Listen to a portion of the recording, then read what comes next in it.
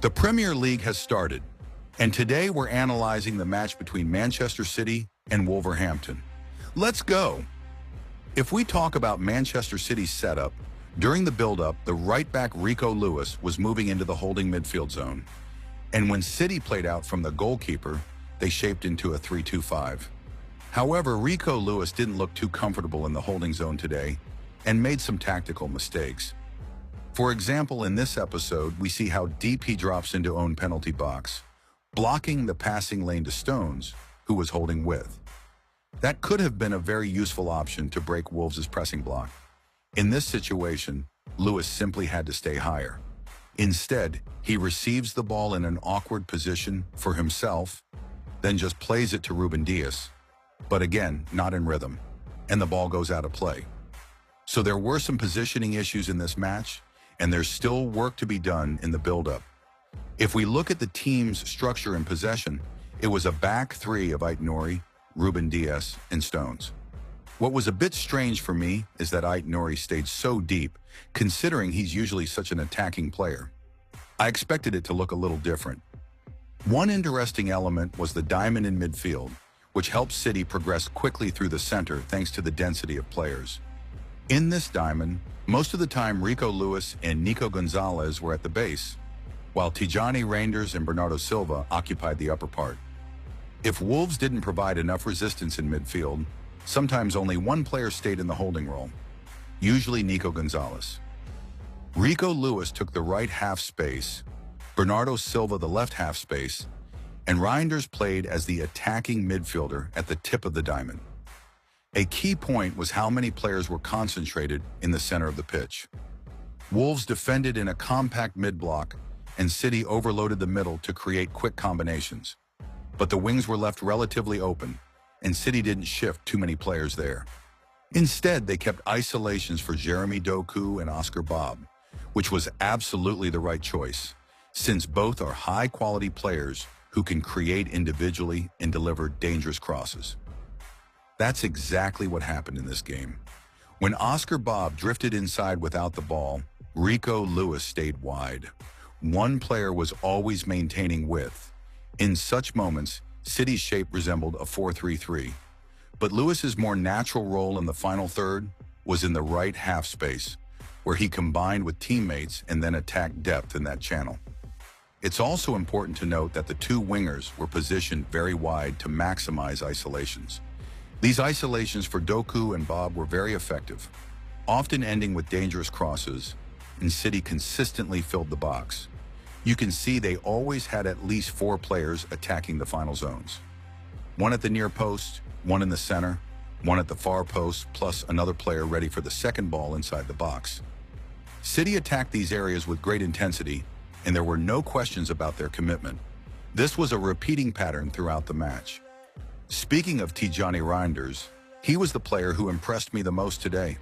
A perfectly balanced midfielder, capable of making vertical runs, receiving between the lines, dropping deeper, and delivering phenomenal passes.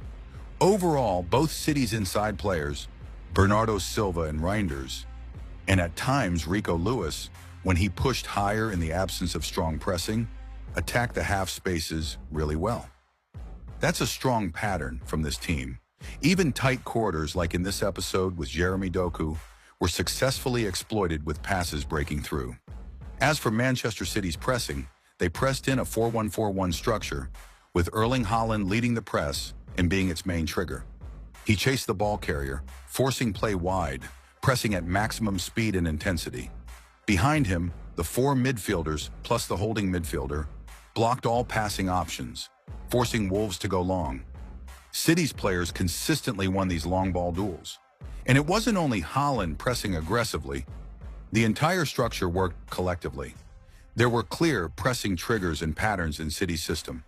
The midfield line of 4 didn't always press aggressively, but under certain conditions they stepped out. And often it was Bernardo Silva initiating it. One of the key triggers was when a Wolves player received the ball with his back to goal. Even from a fairly long distance, you could see Bernardo immediately sprinting to apply pressure. But in these cases, City's midfield wasn't always compact enough. For example, Doku was positioned very wide, Nico Gonzalez shifted into the right half space, and City's center back, seeing the ball was open, dropped a few steps deeper to cover the most dangerous threat, the space in behind. Logically, that's the priority, but because of this, he couldn't step out to close down the free Wolves midfielder, who played a one-touch pass into open space for the striker. Since City's center back had already committed to the Wolves player receiving the ball, he was late to cover, leaving a gap that Strand Larsen exploited to launch a dangerous attack. This is an area where City really need to sit down and adjust their defensive structure in midfield.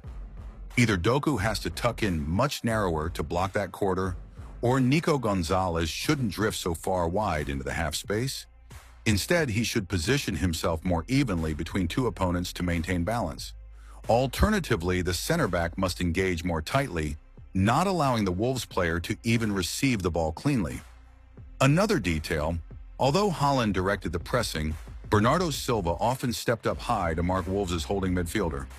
He was always responsible for shutting that option down. But on the wing, there was often a 2 versus 1 in Wolves' favor. Doku had to deal with both the center back and the fullback, while Ait Nouri stayed deeper, not proactive enough in pushing up. Because of this, Wolves' fullback frequently received the ball with ease, just by playing over Doku, and could then continue the attack. And this wasn't a one-off, it repeated several times. When defending in a mid-block, City again used the 4-1-4-1 shape. But there were miscommunications here too. In the second half, for instance, Marmoush was on the left wing. City's idea was to close the central corridor to prevent the inside pass, which makes sense, but the players positioned themselves too close together, leaving the wide channel open. Wolves easily exploited it, playing out to the full back.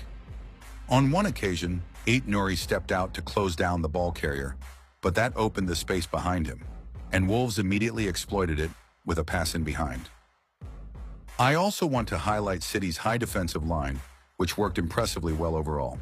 The backline moved in sync, stepping up decisively to hold the offside trap, even in risky situations when the ball was open. Credit especially goes to Ruben Dias. In one scene, he was sitting deeper initially, but just before the Wolves player made the pass, Dias stepped forward, leaving the striker offside. It looked risky, but in reality, Dias had it under control. As for Tijani Reinders, once again he showed pure top-class quality. Even in a simple situation, where an average midfielder would need 2 passes to switch play through John Stones, Reinders did it in 1. He doesn't need helpers. He just whips a single pass and flips the attack. That saves time, prevents Wolves from reorganizing, and instantly creates a 1 versus 1 for Oscar Bob. Look also at this episode. Reinders shapes as if he's going left, then cuts inside sharply, leaving the defender wrong-footed. Near the box, with no pressure on him, he delivers a cross to the far post. The way he manipulates defenders is pure class. He feints, glides past, and creates a chance out of nothing. Now let's move to the goal by Erling Haaland. Watch how it starts with Reinders, picking up the ball deep in City's half. He drives into open space, shapes his body as if to go right, forcing the Wolves midfielder to block that lane. Then he slips the ball between 2 defenders, breaks pressure, and threads a perfect through pass into the stride of Rico Lewis, who had made a forward run. Absolute perfection in timing and execution. In the final phase, Haaland initially stood offside and didn't participate. Wolves' defenders didn't really account for him because of that. When Lewis received the ball, he already knew what to do before his first touch. Haaland would be arriving at the far post. So Lewis plays a first-time ball across the box. The Wolves defender hesitated. He wasn't sure if Haaland would dart across his front or peel to the far post. But again, the move was born entirely from Tijani Reinders. Speaking about Tijani Reinders' goal, first of all, it came from a huge mistake by the Wolves player, who misplaced a very poor pass. But look at Reinders. He explodes to around 35 kilometers per hour, keeps running in rhythm with the attack, and at that insane speed strikes left-footed perfectly into the bottom corner. Wow, and look at the next goal. Again, Reinders played a massive role. His first touch is simply world-class. So soft, so precise, directly into space. That's just unbelievable. He drives the ball forward, plays into Oscar Bob, then instantly positions himself to create another passing lane in the half space, unmarked, because Wolves' defenders are fully focused on the ball carrier. He receives inside the box, and with great awareness, he realizes that if Haaland isn't in position, the second wave will arrive. That's exactly what happened. Haaland delayed his run, stayed on the edge of the box, and Reinders calmly laid the ball off for him. Haaland struck it first time from the edge of the area and scored. Why fight for position inside the box when in transition, with Wolves stretched and massive gaps between their lines, you can receive the ball completely free in the second wave?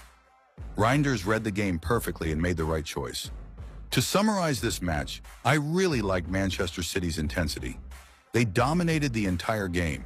Reinders is simply a top-class signing with the potential to become the best midfielder in the Premier League and with room to spare.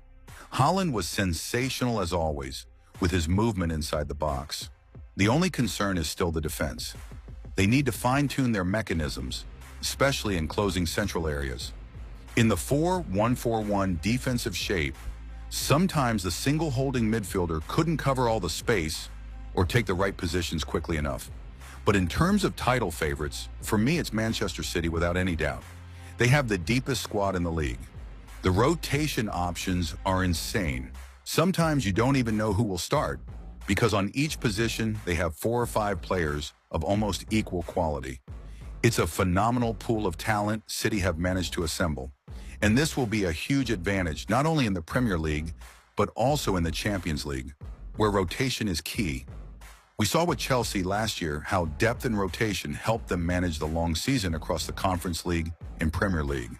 So, leave a like, subscribe to the channel, and let me know in the comments who you think will win the Premier League this season.